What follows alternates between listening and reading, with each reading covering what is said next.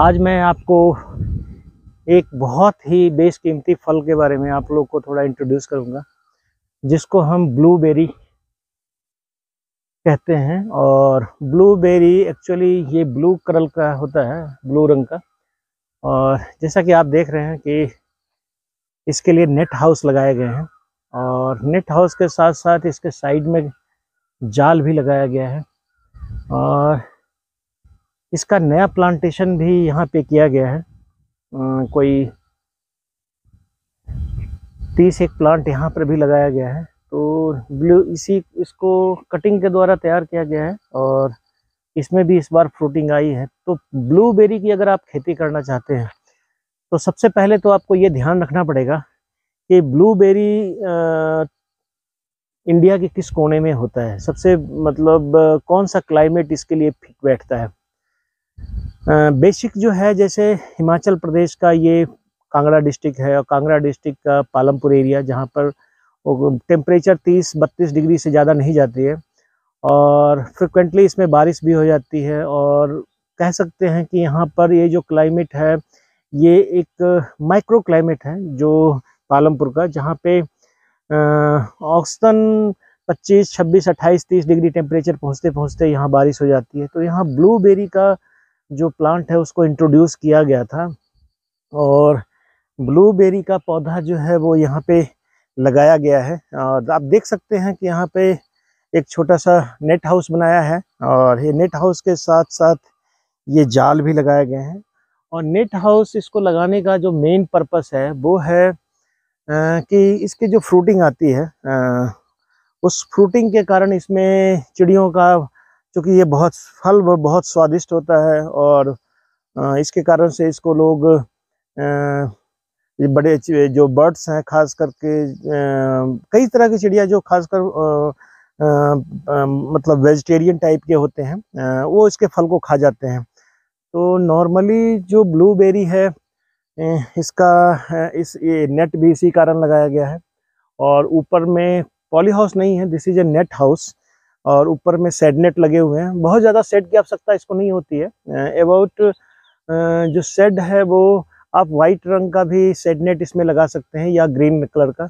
Main purpose क्या है कि डायरेक्ट सनलाइट बहुत ज़्यादा नहीं आनी चाहिए। इसका ग्रोथ थोड़ा सा शेडी प्लेस में, बहुत ज़्यादा तो नहीं कह सकते हैं, लेकिन 30-40% अगर सन रेज को उसको कट कर दिया जाए तो इसके लिए क्लाइमेट बड़ा प्रेफर करता है। वैसे आप यहाँ देख रहे हैं कि यहाँ पे जो है इस एरिया में हमने जो लगाया है, नए पौधे लगाए गए हैं। ये पौधे जो हैं ये ओपन में अभी लगा हुआ है, इसके ऊपर अभी नेट लगाए जाएंगे, क्योंकि फल इसमें फ्रूटिंग आ गई है। तीसरे साल का ये पौधा है, और ये इसका लीफ भी करीब करीब, ये विंटर के समय में ये डेसिडुअस प्लांट है, पूरा का पूरा लीफ इसमें गिर जाता है। देखने में अगर प्लांट का कैरेक्टर देखें तो देखने में ये जो है सावनी, लेजिस्टोमिया जो इंडिका जो होता है, सावनी की तरह देखने में इसका तना भी लगता है। और ख़ास करके इसके पौधे अनार टाइप के हैं, ये कह सकते हैं कि अनार टाइप का इसका ग्रोथ होता है। इसकी प्रूनिंग भी की जाती है, और इसमें फ्रूटिंग जो है वो नए ब्रांचेज पे खास करके आते हैं, गुच्छों में आते हैं।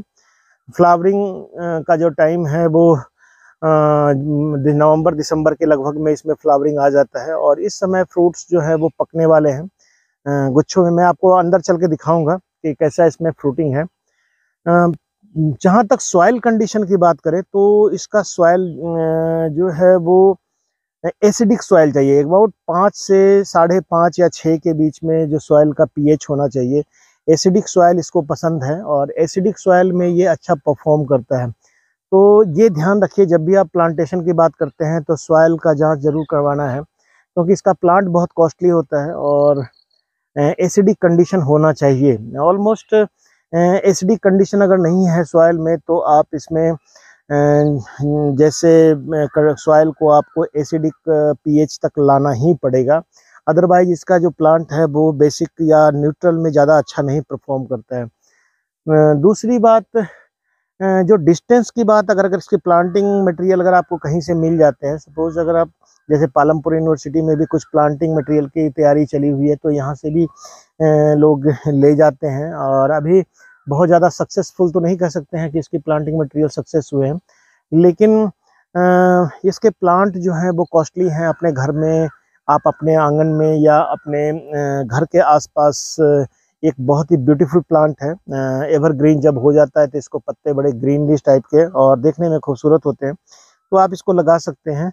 प्लांट टू प्लांट डिस्टेंस जो हम करीब करीब रखते हैं, वैसे तो आप यहाँ देख रहे हैं कि करीब 2 मीटर 2.5 मीटर के करीब प्लांट टू प्लांट और लाइन से लाइन का डिस्टेंस रखा गया है, लेकिन यहाँ पर जो प्लांट टू प्लांट डिस्टेंस है वो करीब करीब 1.5 मीटर के करीब रखा गया, या 2 मीटर कह लीजिए। 2 मीटर के आसपास इसका प्लांट टू प्लांट और लाइन से लाइन का डिस्टेंस है। तो 2 मीटर, आप इसको 2 मीटर की जगह 2.5 मीटर या भी कर सकते हैं, क्योंकि ऑब्वियसली इसका ग्रोथ जब ज़्यादा तेज़ी से होगा तो इसको स्पेस चाहिए। बूसी टाइप का प्लांट बनता है, नीचे से कई सारी ब्रांचेज इकट्ठी निकलती है, और तो इसमें फ्रूटिंग के लिए ब्रांचेज होना बहुत ज़रूरी है।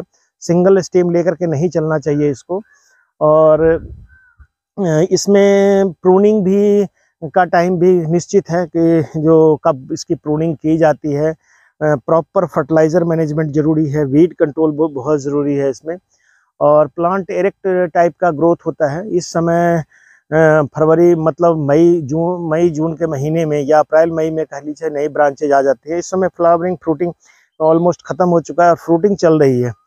तो एक तो कैरेक्टर ये है। दूसरा, जब हम इसको लगाएं तो हम सब, क्योंकि बर्ड्स की प्रॉब्लम तो सब जगह है, चिड़ियों का प्रॉब्लम तो आपको सब जगह मिलेगा, खासकर तोता या उस टाइप के जो बर्ड्स हैं, तो वो पक्षी जो आपको मिलते हैं। तो उस कंडीशन में किसानों को इसकी पूरी तैयारी करनी चाहिए। और अगर आपका कोई पॉली हाउस आपका ख़राब हो गया है तो उसके अंदर आप ब्लूबेरी का प्लांटेशन आप कर सकते हैं, बशर्ते कि आप उसको, ये बहुत ही कॉस्टली है फ्रूट, इसके फ्रूट को आप अगर इसके अंदर रहेगा तो 100% आपको प्लांटिंग मिलेगा। दूसरी बात है, ये हवा से या इसका फ्रूट जल्दी ड्रॉप नहीं होता है और बंचेज में होता है, एक साथ तो नहीं पकते हैं, लेकिन फ्रूट का साइज डिपेंड करता है क्लाइमेटिक फैक्टर के ऊपर। और इसको वो पॉली हाउस, जब खास करके किसानों ने बहुत सारे poly house different agriculture department या हॉर्टिकल्चर डिपार्टमेंट के थ्रू लगाए हैं। तो किसानों को भी चाहिए कि किसानों के लिए अपॉर्चुनिटी है कि हम जो फ्रूट्स लगाते हैं, हम जो हमारा पॉली हाउस अगर कई बार डैमेज हो जाता है, इसमें पॉलीथीन वगैरह उड़ जाते हैं, तो कई बार वो अपना रिपेयर नहीं करवा पाते हैं। उस कंडीशन में मैं कहूँगा कि उसके ऊपर शेड नेट, ये बहुत कम कॉस्टली होता है, इजीली अवेलेबल है शेड नेट जो है। और इसका पूरा कवर नहीं करना है, आप केवल छत के ऊपर कवर कर दीजिए, क्योंकि इंसेक्ट के लिए प्रॉब्लम नहीं है। और ये जाल जो है वो बड़ा सस्ता मिलता है, करीब करीब मार्केट में जो नेट है, प्लास्टिक नेट, और इसकी लाइफ भी, ये भी यूवी रेजिस्टेंट होता है, ये भी यूवी रेजिस्टेंट है। तो इस प्लांट को भी आप यहाँ पर लगा सकते हैं और इसके कवर कर सकते हैं। इसके अंदर जो फ्रूट्स आते हैं उसको बचाने के लिए सारा प्रबंध है, लेकिन ऊपर वाला जो शेड नेट हम डाले हैं वो है सन रेज को थोड़ा सा कर्टेल करने के लिए या रोकने के लिए, ताकि इसका जो प्लांट जो है वो अच्छी तरह वेजिटेटिव ग्रोथ भी कर सके और फ्लावरिंग और फ्रूटिंग भी आ सके। आप यहाँ देख रहे हैं कि इसमें जो फ्रूटिंग है बंचेज में, और ये इसकी पहचान है कि जो नए ब्रांचेज जो निकले हैं उसमें जाकर के इसमें फ्रूट्स लगे हैं। तो आप इसको फील भी कर सकते हैं कि ये इसका जो ब्रांच है, आपको प्रूनिंग करेंगे तो नए ब्रांच आएंगे, नए ब्रांच के ऊपर ही फ्रूट्स आते हैं। तो ये है आपका जो ब्लूबेरी है। और ये किसान मैं तो यही कहूँगा कि बहुत सारे किसान जैसे कहते हैं कि हमें पॉली हाउस कंडीशन में हमें हमारा कोई फ्रूट प्लांट ऐसा सजेस्ट कीजिए जिसकी हाई वैल्यू हो, तो उसके लिए ये बहुत ही बढ़िया आपका कंडीशन होगा कि जिसमें आप इसको लगा सकें।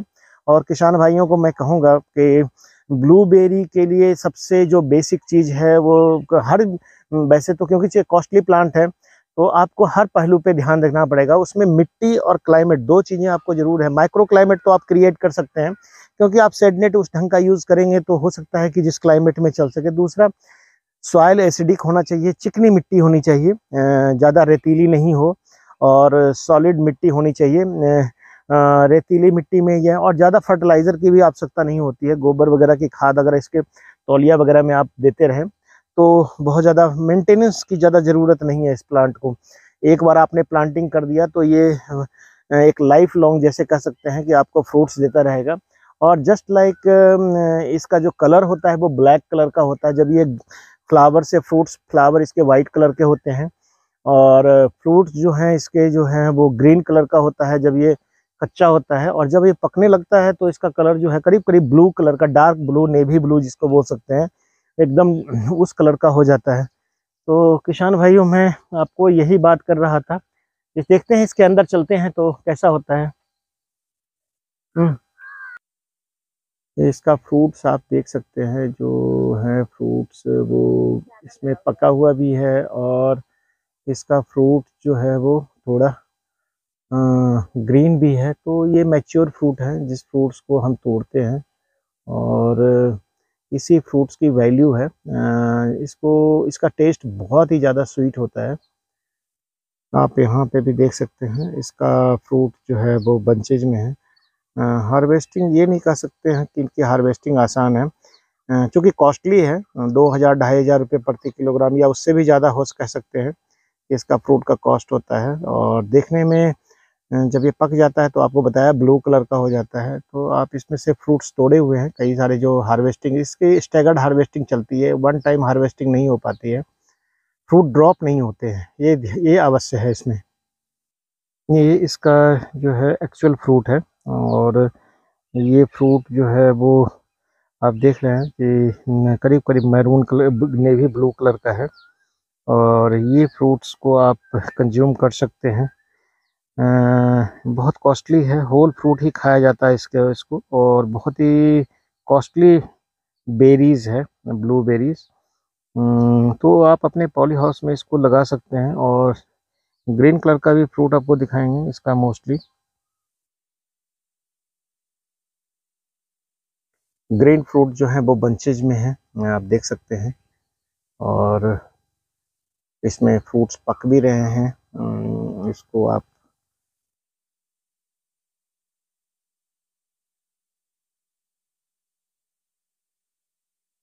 कुछ फ्रूट्स इसमें पके हुए तो तोड़ने की, हार्वेस्टिंग के लिए स्टैगर्ड हार्वेस्टिंग जरूर करनी पड़ती है, क्योंकि प्राइस इतना ज़्यादा है कि आपको आसानी से, इसमें इसके अंदर बीज नहीं होता है, सबसे बड़ी बात है। तो होल फ्रूट से इसका खाएंगे, खट्टा मीठा इसका टेस्ट होता है। और हेल्थ पॉइंट ऑफ व्यू से तो खैर मैं क्या बताऊँ इसके बारे में, बहुत ज़्यादा फ़ायदेमंद है। और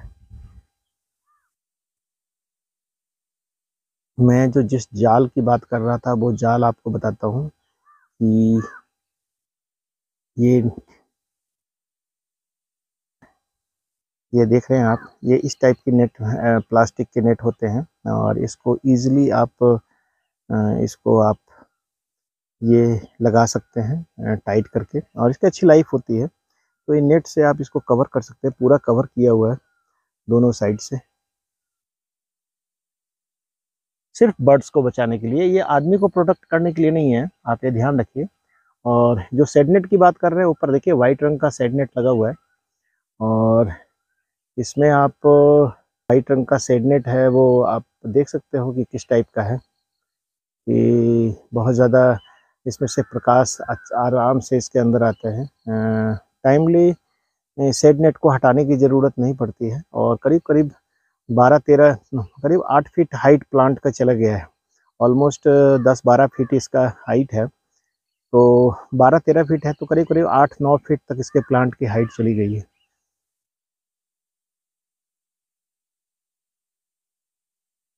इसके ब्रांच के बारे में मैं आपको बता रहा था कि इसका पौधा जो है वो, उसमें ब्रांचेज आते हैं, और ये ब्रांचेज को रखना बहुत ज़रूरी है।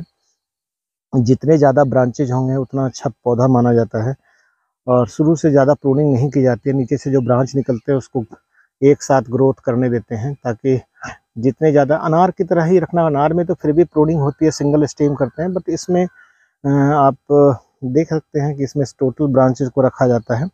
किसी भी प्लांट को आप ले लीजिए तो देखिए नंबर ऑफ ब्रांचेज उसमें कितनी ज़्यादा हैं। तो मैं आप लोग को ये बता रहा था कि ये अपने आप में एक बहुत अच्छी फसल हो सकती है पॉली हाउस में, अगर आप इसको लगाना चाहें तो। और जो पॉली हाउस डैमेज हो चुके हैं उसके लिए भी ये बहुत ज़रूरी है। ये प्लांट जो डैमेज हो गए हैं, अगर वो किसान चाहता है तो ब्लूबेरी का कल्टीवेशन कर सकता है अपने डैमेज्ड पॉली हाउस में। ये बहुत बढ़िया क्रॉप हो सकता है। तो किसान भाइयों, मैं आज आप लोगों को इसी के बारे में बता रहा था, और मैं आपको प्लांटेशन के बारे में मैं आपको दिखाऊंगा कि इसके प्लांट कई साल से ट्राई किए जा रहे हैं, और ये करीब करीब ये प्लांट जो है वो लग चुका है, और प्लांट की ग्रोथ भी अच्छी है ऑलमोस्ट। और इसमें इस समय नई शाखाएं, नई ब्रांचेज आती है। इसको प्रोटेक्ट किया गया है शुरुआत में, ताकि कोई एनिमल्स इसको डैमेज ना करे। तो आप शुरुआत में इसको आप ऐसे भी लगा सकते हैं। ऑलमोस्ट अगर प्लांट की दूरी माने तो 1, 2 और 3, 2.5 से 3 मीटर पर प्लांट के डिस्टेंस पर इसको लगाया गया है, और बहुत ही अच्छी ग्रोथ है। इनिशियल स्टेज में आप देख सकते हैं इसकी ग्रोथ जो है, इसकी ग्रोथ बहुत अच्छी है। तो शुरुआत में तो आपको, अगर चूँकि प्लांट लाएंगे तो आपको थोड़ा प्रोटेक्शन शुरू में ही पॉली हाउस में लगाने की आवश्यकता नहीं है। बाद में नेट हाउस आप बना सकते हैं। नेट हाउस आपका परमानेंट है, क्योंकि ये स्ट्रक्चर प्लांट तो आपको काफ़ी साल तक जिंदा रहने वाला है, तो डेफिनेटली है कि आपको स्ट्रक्चर बनाना पड़ेगा। तो अब नया एरिया अगर आप डेवलप करना चाहते हैं, अगर इधर से घूमते रहना, अगर आप नया एरिया डेवलप करना चाहते हैं ब्लूबेरीज का, तो इसको आप सबसे ऊंची जगह, जो थोड़ा जहां पानी ज़्यादा ना लगता हो, वो एरिया सेलेक्ट कीजिए। मिट्टी के पीएच की जांच कर लीजिए। स्लोप के साथ भी आप इसको लगा सकते हैं। पहाड़ी एरिया में इसको लगाना बड़ा इजी है। और दूसरी बात, जब आप प्लांट लगाते हैं तो डेफिनेटली आपने गड्ढा 1 metre by 1 metre by 1 metre का करना है, और उस गड्ढे के अंदर आपने जो है वो सॉयल, जो डिफरेंट टाइप के फर्टिलाइज़र है उसको मिला करके, गोबर वगैरह की खाद वगैरह सब कुछ डाल करके, और उसके बाद प्लांटिंग करके आप इसको प्रोटेक्ट करने के लिए इस तरह से नीट एंड क्लीन एरिया होना चाहिए, साफ़ सुथरा होना चाहिए, ये ध्यान रखना है आपने। और उसके बाद आप इसको एक नेट, ये तो थोड़ा कॉस्टली है, अदरवाइज आप बांस के बने हुए जो होते हैं जाली प्लांट प्रोटेक्शन के लिए, तो उसको भी आप लगा सकते हैं, ताकि एनिमल्स कोई नुकसान ना करे शुरुआत के समय में। और जैसे ही ये पौधा ग्रोथ कर जाता है तो उसके बाद इसके ऊपर आपको नेट हाउस डालना पड़ेगा, जब ये फ्रूटिंग में आ जाते हैं। वो कारण इसलिए है कि नेट हाउस, तो मैंने आपको बार बार बताया कि नेट हाउस नहीं डालेंगे तो बर्ड्स इसके फ्रूट्स को नहीं रहने देगा, तो ये थोड़ा ध्यान रखना है। इसमें फ्रूटिंग देख रहे हैं आप, कभी कभी फ्रूटिंग भी आ चुकी है, तो बहुत जल्दी दूसरे तीसरे साल में फ्रूटिंग इसमें आ जाता है। और ग्रोथ, अगर क्लाइमेट सब कुछ बढ़िया है तो बहुत जल्दी इसका ग्रोथ भी हो जाता है। तो किसान भाइयों, मैं इसी बात को लेकर के आपको यहाँ ब्लूबेरी के बारे में, क्योंकि कई सारे फार्मर ऐसे हैं जो ब्लूबेरी, चूँकि आपने खाया होगा, इसका पैकिंग भी आता है, इसको ड्राई करके भी बेचा जाता है। तो कई सारे किसान भी कहते रहते हैं कि ब्लूबेरी की कल्टीवेशन हम कर सकते हैं, क्योंकि ब्लूबेरी की कल्टीवेशन बहुत ईजी है, लेकिन ज़्यादा मेहनत की आवश्यकता नहीं है। बट आपको प्रॉपर रिक्वायरमेंट आपको देखना पड़ेगा कि इसका बेसिक रिक्वायरमेंट क्या है, सॉइल कैसा, क्लाइमेट कैसा, और इसके और भी जो कैसे इसको प्रोटेक्ट करना है वो थोड़ा ध्यान रखना पड़ेगा। तो किसान भाइयों, आज मैं ब्लूबेरी के बारे में आपको जानकारी दे रहा था। बाकी चीज़ें आपको अगर कोई चीज़ पूछना है तो आप अगर कभी देखना भी हो तो आप पालमपुर में आकर के देख सकते हैं। पालमपुर यूनिवर्सिटी में ब्लूबेरी का ऑर्चर्ड छोटा सा लगाया गया है डेमोस्ट्रेशन पर्पज़ के लिए, और नए बगीचे भी इसके विकसित किए जा रहे हैं। तो 9418494333 जो मेरा नंबर है, इस पर आप मेरे को कांटेक्ट कर सकते हैं। और ब्लूबेरी के या किसी भी तरह के कृषि संबंधी जानकारी के लिए आप मेरे से प्रश्न कर सकते हैं। फ़ोन भी कर सकते हैं, कॉल भी कर सकते हैं, मेरे ईमेल से, मेरे व्हाट्सएप से, ग्रुप से। और साथ ही आप मेरे को यूट्यूब चैनल पे फॉलो कर सकते हैं। यूट्यूब चैनल पे अपने कमेंट्स को डालिए, ताकि हम आपके, अगर कोई